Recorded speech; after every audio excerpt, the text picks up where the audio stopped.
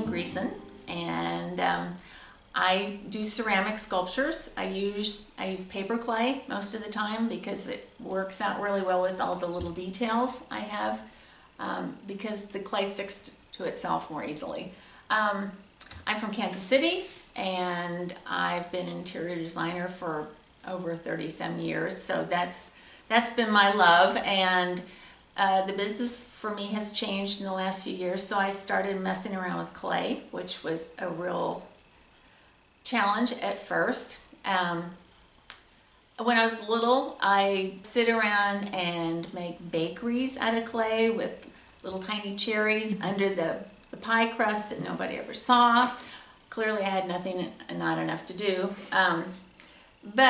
So I got started doing that then, and I've always made things, and I'm not a drawer or a painter, but I have loved animals my whole life. I've been an animal rescue, greyhound rescue in Kansas City for years, and here I'm really involved with the Blue Ridge Humane Society. I'm on the executive board and foster kittens and do about anything and everything for them that I can. I love them.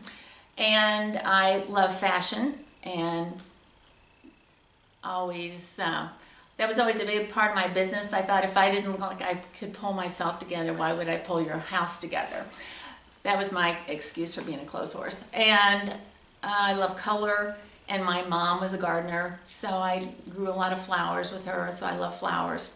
And you see that in my work. You can see all the fashion and the animals and the color and lots of flowers and detail in my work. When I started working with clay, I had never had any classes or lessons or anything, so I just kind of sat down and started playing with it. And I watched some YouTube and some videos, and eventually I got to go to an animal sculpture workshop in Philadelphia that I loved. So I'm pretty self-taught. I work off of a lot of photographs of different animals. This is the first piece that I did, and I was experimenting. You can see I tried all kinds of different things to get her going, but I used a doily to make her outfit textured, and so I was just messing around with her, but I didn't know anything about how clay really dried or didn't dry. And so after I made her, the next morning I came out to my workshop and her ears had fallen off. So I thought, she's cute and I don't want to throw her out, so I'll just add some flowers to them. So there she is.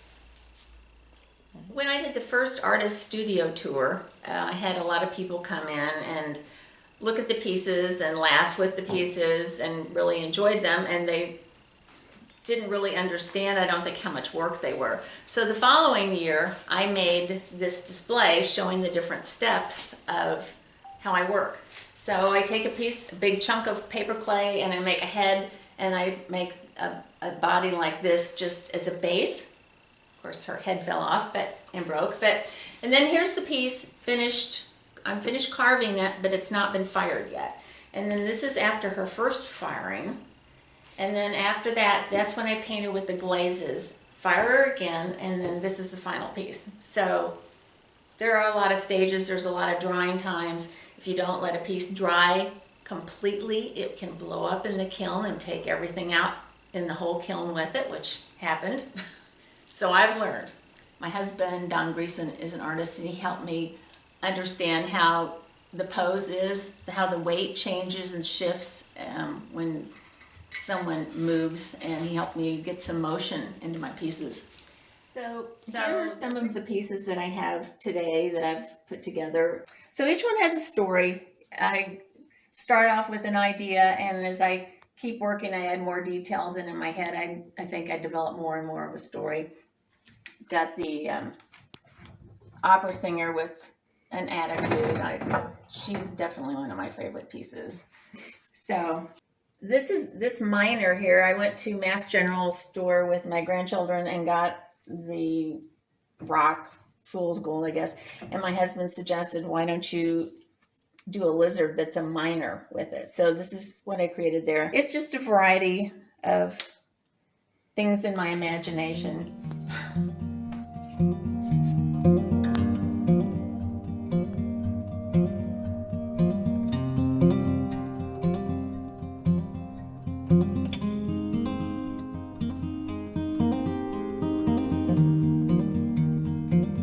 This is Carmen Miranda. She's my banner piece. This is my first banner that I've ever had, and I feel really lucky. It's in a great spot. It's right in front of Mike's on Main, across from Hannah Flanagan's. And Champion Comfort Experts is my sponsor, and they do a lot of community work. I'm really grateful to them for sponsoring.